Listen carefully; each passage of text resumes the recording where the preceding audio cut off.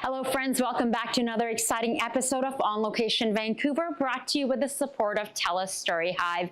I'm your host Zara Durrani, and today I'm so excited to be here at the Levantine bar in downtown Vancouver, part of Azur Hotel. Today's episode is a truly special one as we're sitting down with one of Canada's most beloved actresses. I'm talking about none other than Gabrielle Miller. From her iconic role in Corner Gas to her powerful performance in the new feature film Are We Done Now, Gabrielle's career has spanned genres, generations, and audiences. We'll be talking about her journey as an artist, how storytelling has evolved through her eyes, and the emotional heart of her latest project. Get ready for an inspiring and heartfelt conversation. Let's go dive in. Today we're here on location at the Levantine bar with beautiful views of downtown all around us, and they were generous enough to let us have this space so we could sit down with the talented Canadian actress Gabrielle Miller. You've seen her in so many of the local shows, and she has a very exciting new project coming out, which we're going to be talking about. Gabrielle, thank you so much for taking the time to join us today. Thank you for having me. This is lovely. Oh, I'm so happy to have you here. And just like a week before, is it a week? No, it's this weekend. Yeah. Time is just flying by. We're going to talk about Are We Done Now, which you guys started filming in 2020. Like, how remarkable is that you were filming during the lockdown? It's amazing because really at that time there was like nothing going on for anybody. I mean, it was a really difficult time to make something like that happen, and Ben and his team were just incredible, and it was such a beautiful experience. I had such a good time, and we shot on and off for like years. My name is Pamela Givers. I'm a therapist. I'm just sick of men, and at the end of the day, gay men are still men. I have homework for you. So tell me about taking on this character, and how is your character of Pamela different than any other character you've played in the past? Well, it was really interesting. It started with Ben giving me a call. I was in the West Kootenays where we have our home, and he said, listen, I'm thinking about doing this project, and this is the concept, and he'd already been working on it with the young people that star in the film, which is brilliant. I loved that. Gen Z and millennials have the highest levels of clinically significant anxiety. The fear that they are experiencing. I don't even know when I'm going to be able to buy clothes or shoes or decent shampoo again. We all need to be really concerned about. You are not special. Wake up, Lennon. When we feel unsafe, our brain releases stress hormones like adrenaline. Whoa! I'm sorry, can we pause for a second? You know, the whole concept was like really exciting to me, and Ben and I have been very good friends and collaborators for many years, and so anytime he asks me if I'm interested, I'm like, yes, please. I love working with Ben so much. And then my character was a little bit different because Ben really drew that character. I didn't have a lot of input in what that character wanted to say, and I really liked that. That was a little different from the other characters because I think a lot of the people worked really closely on, you know, the story that they wanted to tell. But because Pamela is the therapist to her young group of clients, she has a little bit of a different job to do in the film. And for me, the main thing about Pamela was like, this woman is a therapist, but personally, in her personal life, it's a bit of a disaster. She's going through a lot and not dealing very well. She's under a lot of stress, and it ends up just being really heartfelt, funny. It's funny. There's a lot of humor in the film, which I really enjoy because I think that's life, right? And we need humor. I find a lot of self-care practices incredibly helpful. Forgiveness is difficult. How do you forgive? Forgive yourself. You always gotta pull it right before I have to go somewhere. Forgive others. Since when am I obligated to respond to you? Again, and again, and again.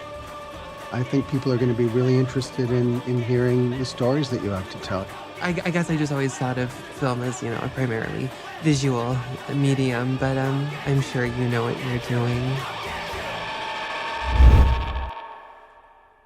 So how did you approach approach this role of playing Pamela? And obviously you said you have friends who are therapists as well. And what sort of challenges, perhaps even during filming, I'm sure in 2020 to 2024 would have been very different, right? Yeah. Because where you must have been at, because I remember there were times that we don't know what's going on, and it's a full-on surrender of like, okay, what's going to happen when we get the news tomorrow? And then you guys are working on this project. So tell us a bit about that. You know, it was interesting, like creatively, it was actually very freeing. Working on independent projects like this, where you're with people that you trust and love, and you have like a way of communication that's very easy, that part of it was wonderful.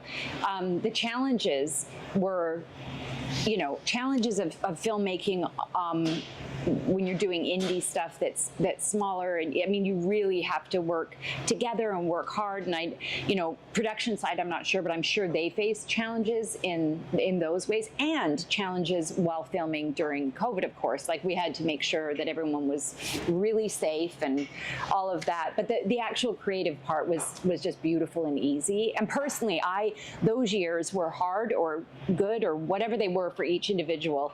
Me personally, I had some family health stuff going on, and it was a difficult time for me, but the filming was a lovely escape from that, actually. Like, I really loved it. And Ben puts it really well. I think I'm going to paraphrase here, but when he talks about the film, he says, you know, whether you were going through a really difficult time or loved that time during COVID just because you got a break from it, whatever it is, this film, we want you to feel seen.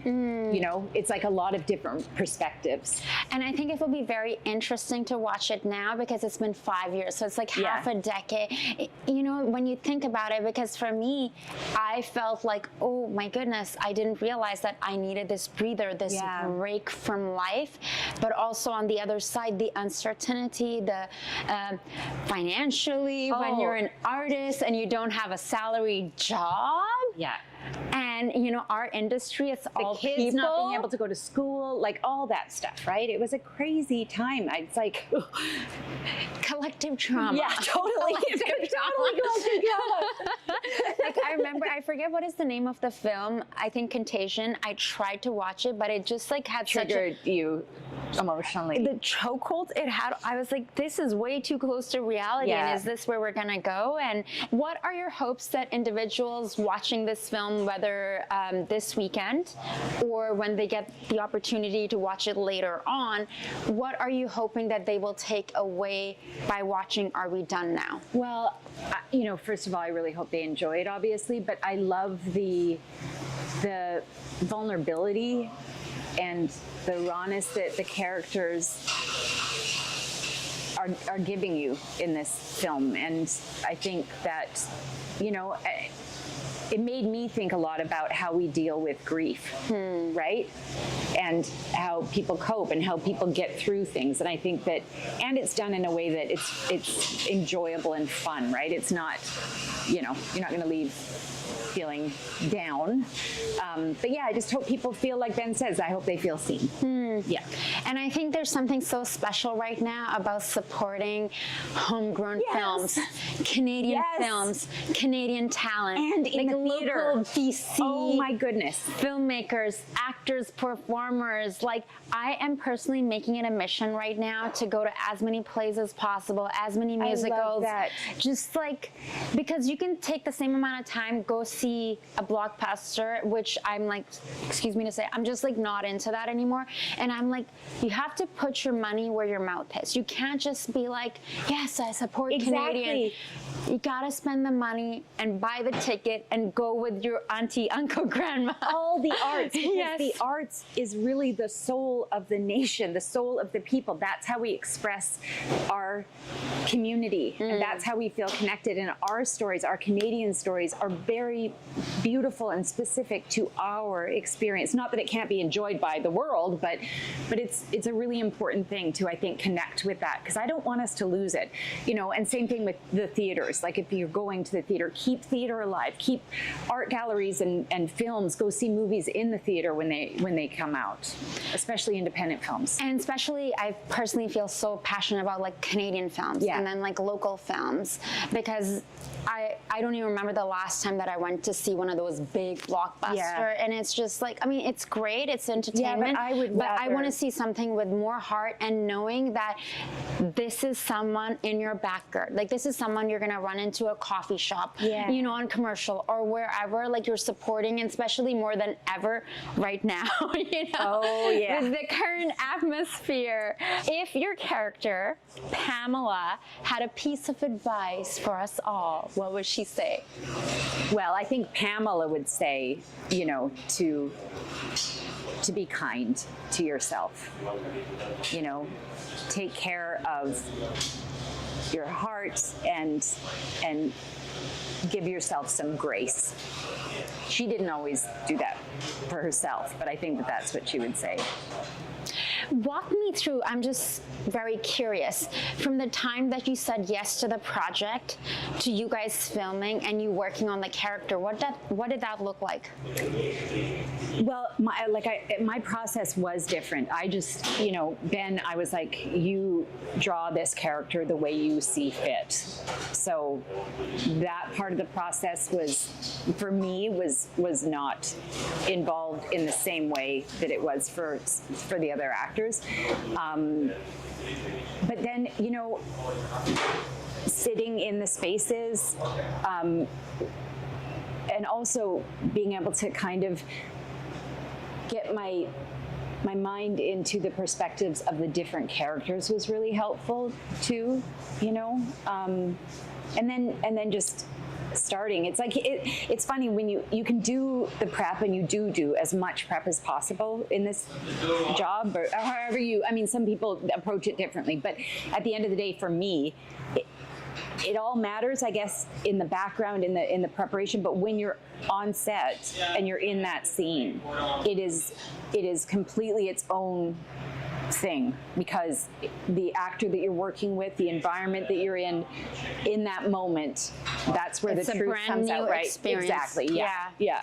So fascinating. You know, I've tried to act here and there. That's why I'm just like so curious, and especially working with new people. Obviously, you know, you've had all these amazing shows that you worked on over the years, such as Corner Gas, and you know, everyone. Like, I remember there was a time. I'm pretty positive Claudia has like dressed you my best friend. Oh, because I remember like seeing, you know, all these like pictures and editorials, or like on the cover of a magazine, or this photo shoot or that. So I was like very excited to like sit down and see you. I was excited to see you too. I've heard, I mean, people speak so highly of you, and I think what you do is incredible. And you're inspiring. Oh, stop, you're inspiring. I just think like, to be a female performer, you know, to have had the career that you've had.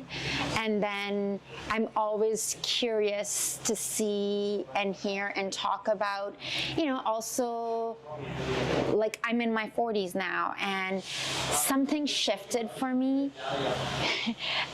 And then the idea of age, looks, beauty, all those things, versus when you are hired as the leading lady and you've had, I'm always curious, like, how does it work for someone like you know, who's had like this massive career, so recognized, and what does that mean to you, and what is that relationship for you like when it comes to beauty? Honestly, like, I don't care. That's the best answer. I just don't like, I mean, I want to feel good about myself, and I want to be healthy, but like, I don't do stuff. I'm not obsessed with it. I love my garden and my friends and my life. I love what I do. I enjoy acting, but acting is not who I am. We're in this medium, in this world, that we know that part of the reason, I'll speak for myself, that I get hired is this, and then my work ethic and what I'm bringing to the table. And then sitting with that and being, so I'm always curious whenever I talk to like leading ladies, that how is that for them? So I'm loving your answer of like, I don't care, that my life is so much more important. Yeah, but you brought up something that I want to clarify. Like, as a woman, I was harder. I mean, I'm still hard on myself. I am a perfectionist in my life. Like, I always want to do my best. but I was harder on myself physically in my 20s than I am now.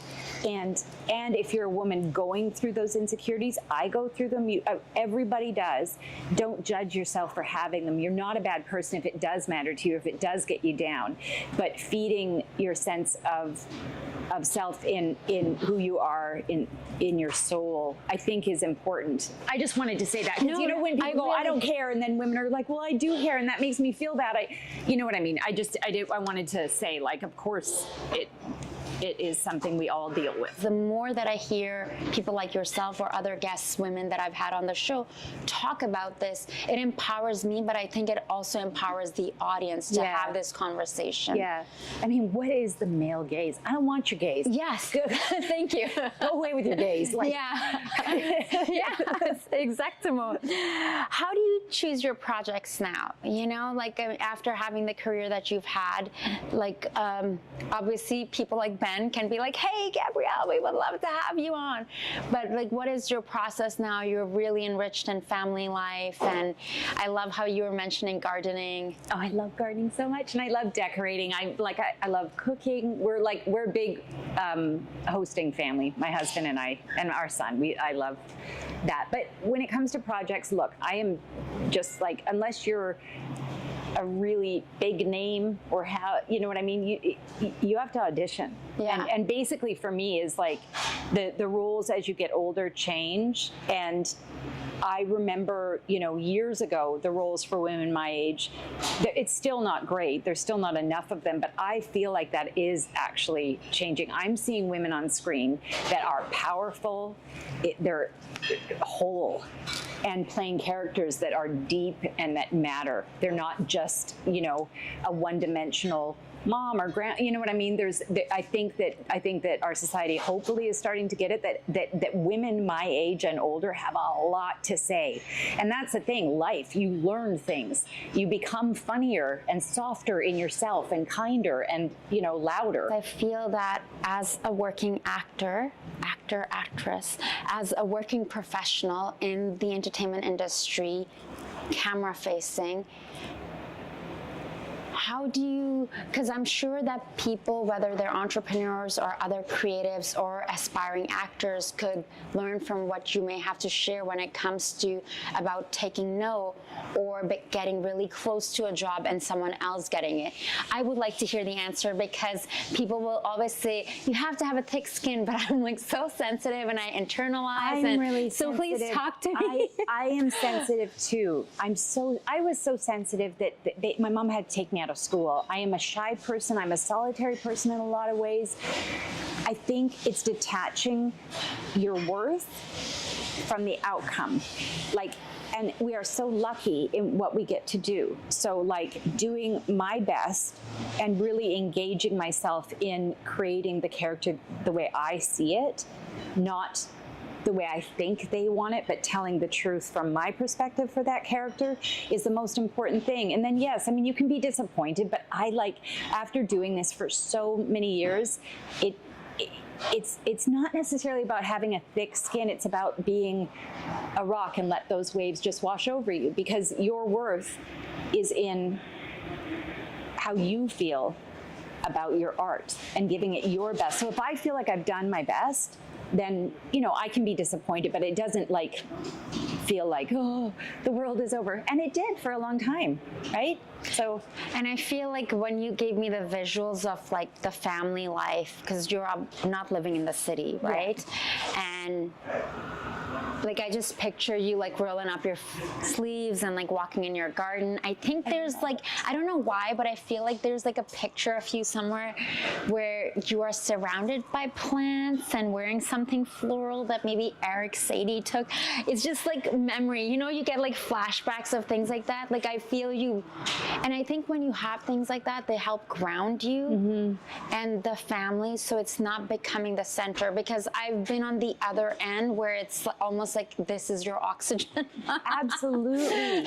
Absolutely. And kind of to be in this business, it has to be your oxygen for a while, because you have to love it so much that you can't do anything else. That's the thing. This is not a business, your business too. Like, it's not a business that you can go, oh, I feel like doing this.